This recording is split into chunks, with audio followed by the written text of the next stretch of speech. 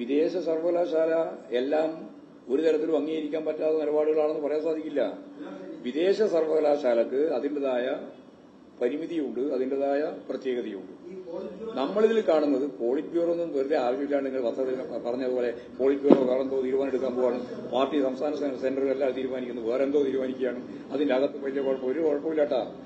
Party polit ബ്യൂറോയും അതുപോലെ party central കമ്മിറ്റിയും കേരളത്തിലെ പാർട്ടിയും ബഡ്ജറ്റ് അവതരിപ്പിച്ച ഈ ബാലഗോപാൽ ഉൾപ്പെടെ എന്തെങ്കിലും അഭിപ്രായ വ്യത്യാസമുണ്ടെങ്കിൽ നിങ്ങൾക്ക് വേണ്ട. ഞങ്ങൾ കൃത്യമായിട്ട് പറയുന്നത്, ഞാൻ ഒന്നുകൂടി കേൾക്ക്, നിങ്ങൾക്ക് വ്യക്തത ഉണ്ടാക്കാൻ വേണ്ടി ഞാൻ പറയാണ്. ഞാൻ ഇപ്പോഴും കൃത്യമായിട്ട് പറയുന്നത്, CPIM മുദ്രാവാക്യം ഇടതുപക്ഷ ജനാധിപത്യ മുന്നണിക്ക് നടപ്പിലാക്കാനാവില്ല. ഇത് 1957 സഖാവ് EMS പറഞ്ഞതാണ്. EMSന്റെ ഗവൺമെന്റിന്റെ പരിമിതി എന്താണ്? ആ പരിമിതിയാണിത്. പാർട്ടി ഒരുപാട് മുദ്രാവാക്യങ്ങൾ മുന്നോട്ടേക്ക് വെച്ചിട്ടുണ്ട് സാമൂഹിക ജീവിതത്തിന്റെ ഭാഗമായി. അതൊക്കെ നടപ്പിലാക്കാൻ സാധിക്കുന്നതല്ല അന്നത്തെ കമ്മ്യൂണിസ്റ്റ് ഗവൺമെന്റ്, അന്നുമല്ല ഇന്നുമല്ല. അതാണ് അതിന്റെ പറഞ്ഞു തീർക്കട്ടെ, അതാണ് അതിന്റെ പരിമിതി. എന്നാൽ ജനങ്ങൾക്ക് ഒരുപാട് കാര്യങ്ങൾ ആനുകൂല്യം ചെയ്തു കൊടുക്കാൻ കഴിയും, സേവനം നൽകാനാവും. അതാണ് അതിന്റെ പ്രത്യേകത. ഇത് രണ്ടും ഡയലക്റ്റിക്കലായിട്ടാണ് മനസ്സിലാക്കേണ്ടത്. അങ്ങനെ മനസ്സിലാക്കണം. അപ്പൊ ആ പരിമിതി എന്താണ് എന്ന് മനസ്സിലാവണം, സാധ്യത എന്താണെന്ന് മനസ്സിലാവണം. ഇന്നത്തെ പരിതസ്ഥിതിയിൽ അന്നത്തെക്കാളും വലിയ രീതിയിലുള്ള അപകടമാണ് ഈ സാമ്പത്തിക നിലപാടും അതിന്റെ വിദ്യാഭ്യാസ നിലപാടൊക്കെ എടുത്ത് പരിശോധിച്ച് നോക്കിയാൽ. പക്ഷേ ഈ പരിമിതിയിൽ നിന്നുകൊണ്ട് നമുക്ക് എങ്ങനെയാണ് ഈ ഗവൺമെന്റിനാണ് കേട്ടോ, പാർട്ടിക്കല്ല, ഗവൺമെന്റിന് എന്ത് നിലപാട് സ്വീകരിക്കാനാവും എന്നുള്ള തുറന്ന ചർച്ച നടക്കട്ടെ. നിങ്ങൾക്കെല്ലാം മാധ്യമ പ്രവർത്തകർക്കും അതുപോലെ തന്നെ വിദ്യാർത്ഥി സംഘടനാ പ്രതിനിധികൾക്കും അധ്യാപക സംഘടനാ പ്രതിനിധികൾക്കും വിദ്യാഭ്യാസവുമായി ബന്ധപ്പെട്ട് ചർച്ച ചെയ്ത് താല്പര്യമുള്ള എല്ലാവരെയും. അല്ല, PB ചർച്ച ചെയ്യേണ്ട കാര്യമൊന്നും ഇല്ലാന്ന് ഞാൻ നിങ്ങൾക്ക് നേരത്തെ പറഞ്ഞില്ലേ. നിങ്ങളിപ്പോ ഒന്നുകൂടി പറഞ്ഞോളയാ, ഇതും കൂടി പറയട്ടെ. പ്രതിനായകനായി വേറെ ആരെയോ സ്ഥാപിക്കുക നിങ്ങൾ. അതിന് നിങ്ങളിപ്പോ സ്ഥാപിക്കുന്നത് PB ആണ്, PBനെ സ്ഥാപിക്കുകയാണ്. നിങ്ങൾ PBനെ പ്രതിനായകനായിട്ടൊന്നും സ്ഥാപിക്കണ്ട. ഞങ്ങൾ പാർട്ടി എന്ന് പറയുന്നത് PB ആയാലും സെൻട്രൽ കമ്മിറ്റി ആയാലും സ്റ്റേറ്റ് സെക്രട്ടേറിയറ്റ് ആയാലും സ്റ്റേറ്റ് കമ്മിറ്റി ആയാലും കൃത്യമായ നിലപാട് സ്വീകരിച്ചുകൊണ്ടാണ് മുന്നോട്ടേക്ക് പോകുന്നത്. അതിന്റെ അകത്ത് വേറെ എന്തോ ഒരു വലിയ വൈരുദ്ധ്യാത്മകമായ നിലപാടുണ്ട് എന്നുള്ള കാര്യം നിങ്ങൾ വിചാരിക്കേണ്ട. ഇല്ല. ഏത് സ്റ്റേറ്റ്മെന്റ് ഇറക്കിയത്? അതേ ഞാൻ പറഞ്ഞില്ലേ, പാർട്ടിയുടെ നിലപാടതല്ല അതാണെന്ന് നിങ്ങൾക്ക് പറഞ്ഞാൽ വലിയ മനസ്സിലാവുന്നില്ലേ? ഞാൻ എന്താ പറഞ്ഞത്? പാർട്ടിയും ഗവൺമെന്റ് ഒന്നല്ലാന്നല്ലേ പറഞ്ഞു. നിങ്ങൾക്ക് എന്താ മനസ്സിലാവാതെ പറഞ്ഞാൽ? എത്രയോ 2 പ്രാവശ്യമായി ഞാൻ പറയാൻ തുടങ്ങിയിട്ട്. 2 പ്രാവശ്യം നിങ്ങളോട് തന്നെ ഞാൻ പറഞ്ഞു, ഗവൺമെന്റും ഇനിയിപ്പോ മനസ്സിലായല്ലോ, ഗവൺമെന്റും അതുപോലെ പാർട്ടിയും ഒന്നല്ല.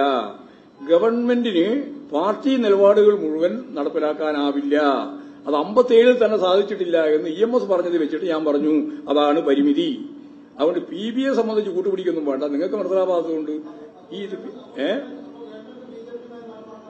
BJP നിങ്ങൾ ഞാൻ കഴിഞ്ഞ പ്രാവശ്യം വ്യക്തിയായി പറഞ്ഞല്ലോ ഭരണകൂടം എന്ന് പറഞ്ഞാൽ എന്താന്ന്.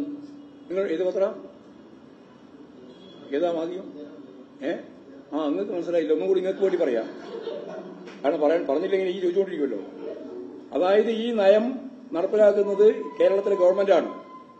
കേരളത്തിലെ ഗവൺമെന്റ് എന്ന് പറയുന്നത് ഒരു അവതാരിക ഒരു ദിവസം ഞാനോട് ചോദിച്ച കാര്യം ഞാൻ ഇവിടെ തന്നെ പറഞ്ഞിട്ടുണ്ട്. അവതാരിക പറഞ്ഞു എന്നോട്, പിണറായി വിജയന്റെ ഭരണകൂടം ഒന്നാമത്തെ പ്രാവശ്യം പറഞ്ഞു, രണ്ടാമത്തെ പ്രാവശ്യവും ചർച്ചയിൽ പറഞ്ഞു, മൂന്നാമത്തെ പ്രാവശ്യവും പറഞ്ഞപ്പോൾ ഞാൻ ഓർപ്പിച്ച് പറഞ്ഞു പിണറായി വിജയന്റെ ഭരണകൂടമല്ല. അപ്പോ അവതാരികക്ക് ആകെ വിഷമായി. അല്ലേ? ഞാൻ പറഞ്ഞു അല്ല.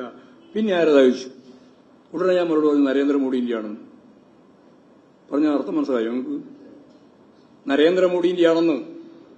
ഇന്ത്യൻ ഭരണഘടനയും ഭരണകൂട സംവിധാനവും സൂക്ഷ്മമായിട്ട് പരിശോധിച്ചാൽ അതിന്റെ ന്യൂക്ലിയസ് എന്താ? സ്വകാര്യ മൂലധനവുമായിട്ട് ബന്ധപ്പെട്ട് ഇന്ത്യയിലെ കുത്തക മുതലാളിമാർക്ക് വലിയ സാധ്യതയുള്ളതാണ്. നരേന്ദ്രമോദി അധികാരത്തിൽ വരുമ്പോൾ 0.5 ലക്ഷം കോടിയായിരുന്നു ആരുടെ മൂലധനം? ആർക്കറിയാം? ആരുടെ മൂലധനമായിരുന്നു? അദാനിയുടെ മൂലധനം 0.5 ലക്ഷം കോടി. ഇപ്പോഴത് 8.11 ലക്ഷം കോടിയായിരുന്നു. നിങ്ങളുടെ ഔദ്യോഗിക കണക്കാണ്. അതിന്റെ അർത്ഥം ഒരു ദിവസം 1600 കോടി ഉറുപ്പിക അറ്റാദായം കിട്ടുന്ന ഇന്ത്യയിലെ ഏറ്റവും വലിയ മുതലാളിയാണ് അദാനി. അതാ നിങ്ങളുടെ നിലപാട്, അതാണ് വർഗപരമായ കാഴ്ചപ്പാട്. തുല്യത എന്നല്ല നിങ്ങൾ പറയും. ഞാൻ ജനായതുകൊണ്ട് പറയാം. തുല്യത എന്ന് പറഞ്ഞാൽ കുഞ്ഞിരാമനും മുസ്തഫക്കും ജോസഫിനും അദാനിക്കും നല്ല തുല്യതയാണ്. 1600 പ്ലസ് കിട്ടില്ല. അതാണ് 1600 കോടി ഒരു ദിവസം. ആ വർഗ താല്പര്യം സംരക്ഷിക്കുന്ന ഇന്ത്യൻ ഭരണകൂടത്തിന്റെ ഭാഗമാണ് കേക്ക് പിന്നെ വെറുതെ എനിക്ക് ചോദിച്ചുകൊണ്ടിരിക്കണ്ട. അതിന്റെ ഭാഗമാണ് കേരളം. അപ്പൊ കേരളം എന്ന് പറഞ്ഞാൽ വേറെ എന്തോ ഒരു റിപ്പബ്ലിക്കാണ്, ഒരു സോഷ്യലിസ്റ്റ് ഗവൺമെന്റാണ്, അല്ലെങ്കിൽ ഒരു കമ്മ്യൂണിസ്റ്റ് ഗവൺമെന്റാണ് എന്ന് തിരിധാരണ വേണ്ട. നരേന്ദ്രമോദിയുടെ കുത്തക മുതലാളിത്തത്തിന്റെയും ഇന്ത്യയിലെ ഏറ്റവും വലിയ ഭൂപ്രഭുത്വത്തിന്റെയും സാമ്രാജ്യത്വ ഫിനാൻസ് മൂലധനത്തിന്റെയും താൽപര്യം സംരക്ഷിക്കുന്ന ഒരു ഭരണകൂട സംവിധാനത്തിന്റെ ഭാഗമാണ് കേരളം. അതാണ് അമർത്യാസൻ പറഞ്ഞത്. അതും കൂടി കേട്ടോ.